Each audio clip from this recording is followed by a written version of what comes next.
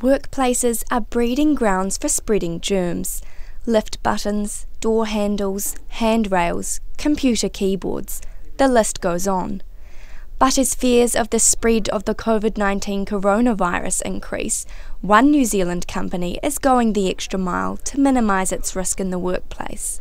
Vodafone usually has 1,200 employees who walk through these doors, and they've already tested to see if these employees could work from home if things got worse with the coronavirus. They've also increased their cleaning, with a deep cleaning every 24 hours in the high traffic areas, from the door handles they touch to the entry pads to get into the building. Teresa Fowler is the National Facilities Manager here at Vodafone. She says the company usually increases their cleaning during the flu season, but this year is different. So what that means for us is we've taken a real focus on what we call our high touch point areas. So that's all sort of hard surfaces around the buildings, the cleaning of kitchens, lift buttons, etc., etc. Our day cleaners are focusing on those more and more, just to ensure that we keep the offices clean as we possibly can. Teresa says the personal hygiene of staff members, many of whom hot desk, is a top priority here, with hand sanitising stations at the forefront. At Vodafone, what's really important to us is the health and well-being of our people, which is why we've done this and brought it forward. We've also put lots of hand sanitiser throughout our buildings, as you would have seen when you walked into our office today, and we've also put them throughout our lifts and sort of main areas where people tend to collaborate. Galvin Bartlett is the Managing Director of Paramount Cleaning Services.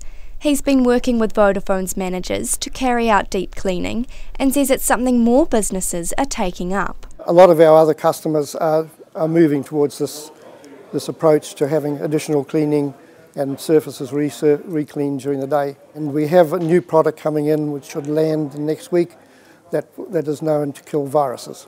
Last Thursday, the telecommunications company sent all staff home to trial working remotely. Staff members, including Wholesale and Infrastructure Director Tony Beard, say it took more preparation than just grabbing a laptop. And the whole point of it was to make sure that should things get worse, we can isolate staff. We had about 1,500 people working remotely.